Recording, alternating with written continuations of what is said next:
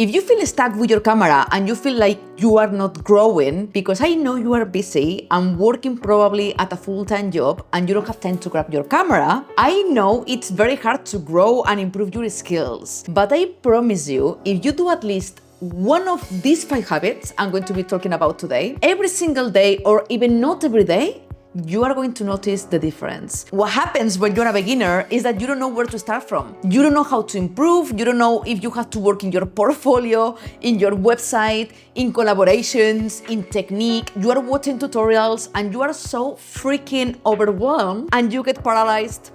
Comment below if this is happening to you, because this happens to me, even as a content creator and photographer, because it's like, okay, I have to record a YouTube video. I have to record a video for my private community. I want to send a newsletter. I want to engage with you in the comments. I want to take photos as well. I'm like, I can't anymore. And many days, I'm so overwhelmed, I get burnt out with decisions and I don't do anything. This is very normal in the creative world because we want to do it all. That's why today I'm going to talk just about 5 habits. Very well organized, so you don't get lost, okay? So the first habit would be to shoot intentionally. How many times did you go out there with your camera without any plan?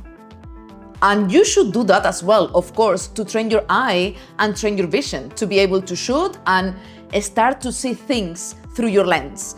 But when you are taking photos, it's much better to shoot with intention. So if one day I want to take a street photography, I go out there to take a street photography and focus on that. If you go out there to shoot the street photography, maybe to do a collaboration, portrait photography in the same day, then you are taking macro photography. I mean, many times it's nice to experiment, but separate it. If one day you focus on one niche, focus just in that one niche, because otherwise you're going to go crazy and it's very hard to improve. I do have an amazing video that took me weeks to edit and record, so please watch it because you're going to learn a lot about travel photography. And I do explain over there, it's much better to take less gear and shoot with intention that day rather than take a million lenses and wanted to take a lot, for instance. So, doing travel photography, I was focusing on self-portraits and landscape photography. That's it. I was very tempted to take my 70-200 to do street photography because where I went, which is stunning, you have to watch the video because you're going to love it. I mean, Bali is beautiful. Who wouldn't love it? I knew there were so many Balinese working the land and I'm like, oh my God, I can take amazing portraits of the locals, but I knew the day would be very messy if I start to shoot with my drone, landscape photography, self-portrait photography, record the video from my YouTube channel, shooting street photography with the 70-200, which is heavy, obviously. So I was like, no, Laura, leave the 70-200 at home and focus on landscape photography and self-portrait photography, and also the video, which was already a lot.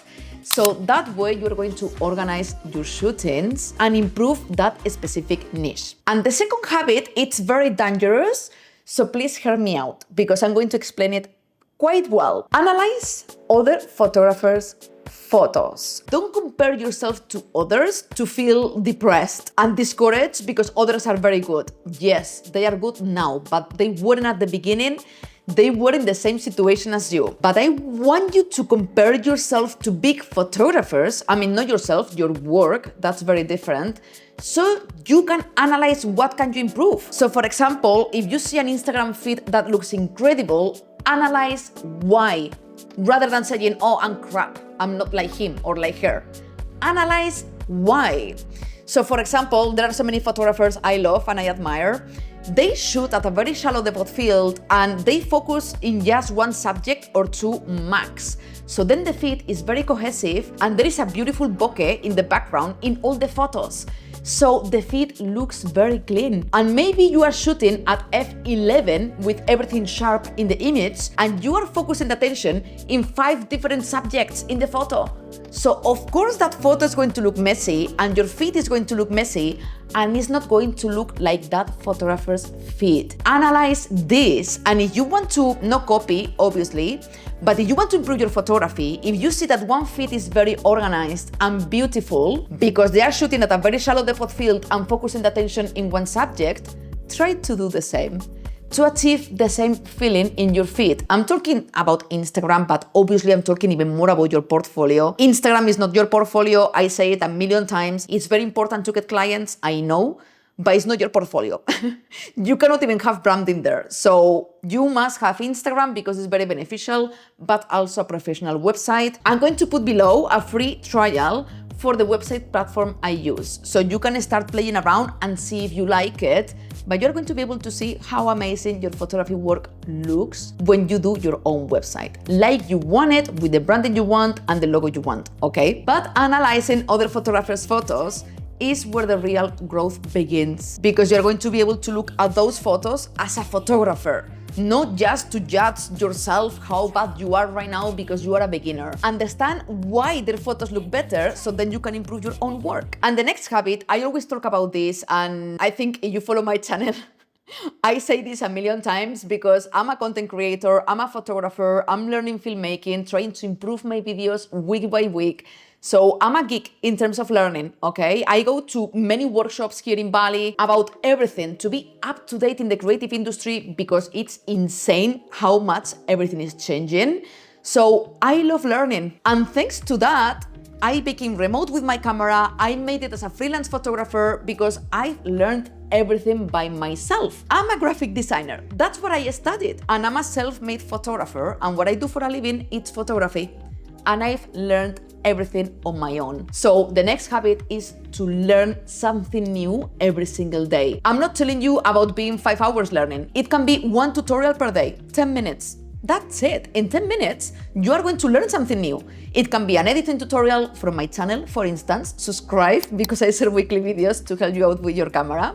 It can be, I don't know, how to build a website, how to improve my photography skills. It can be about the freelancing world. It can be whatever, because there is so much to learn. I don't know it all. I teach you what I humbly know, but I keep feeding my knowledge about every single aspect in the creative industry for me and to help you further. So you have to do the same, even more than me, because you are a beginner. So there is one platform, I mean, there are many. YouTube is the first one and it's for free.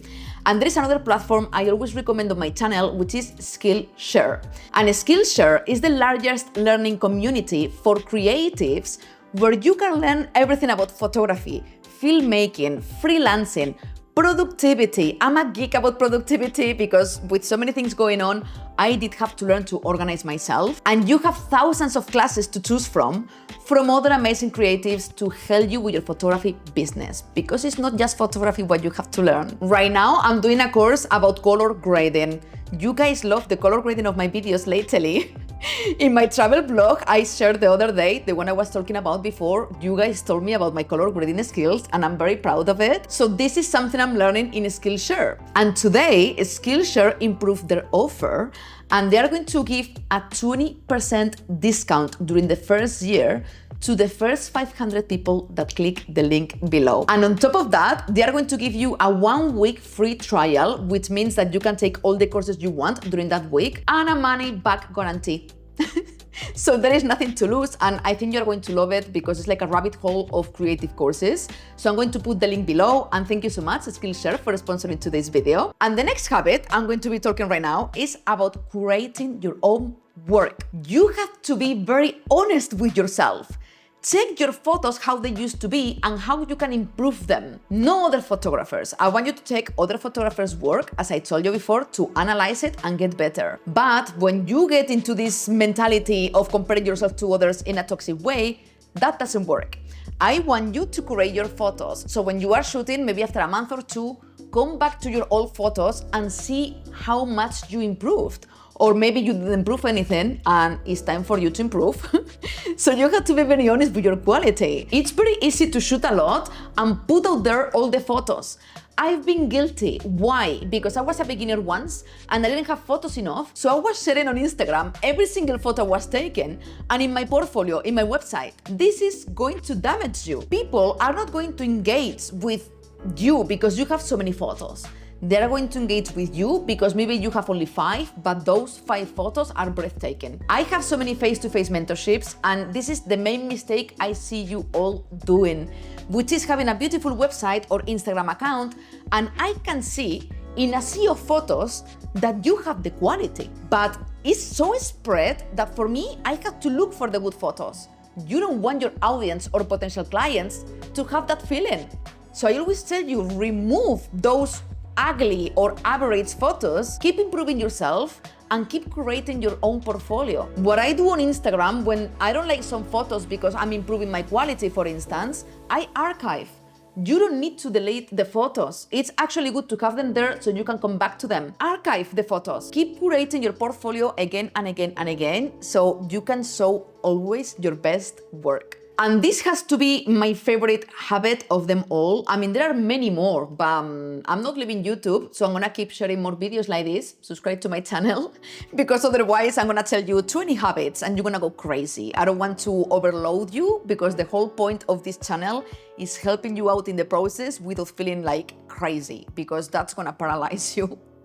So the next habit would be to plan your shoots around a concept. I love this practice. As I said before, don't go out there to shoot everything. Focus maybe in one niche, but plan a concept.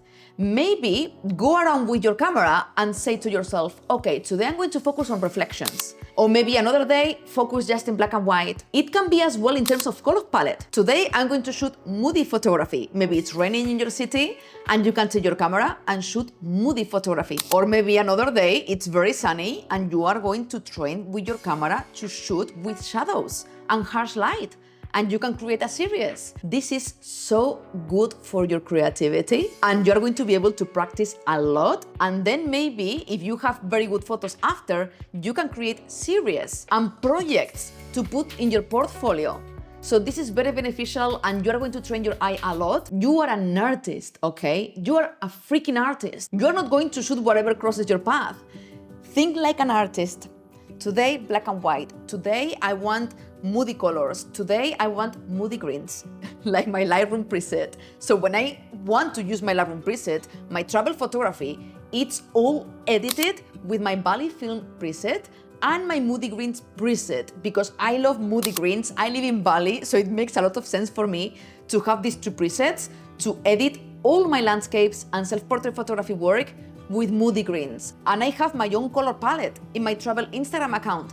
It's always moody greens and oranges and ocean blues, but always moody. So this is going to help you as well to find your photography style. In the future, don't rush.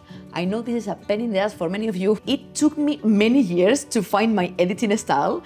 So actually shooting around a color palette is going to help you with this as well in the future. Start to practice any of these 5 habits and you're going to be looking through your lens like a professional photographer, even if you don't have the quality yet. That comes with all of this I'm telling you, slowly. And if you want to learn way more, I'm gonna leave a video here where you are going to be able to learn the main beginner mistakes you may be doing and how you can fix them. You are going to learn a lot in that video, so check it out. Subscribe to my channel if you want to keep learning with me, and I will see you in the next one. Mwah. Big love from Bali.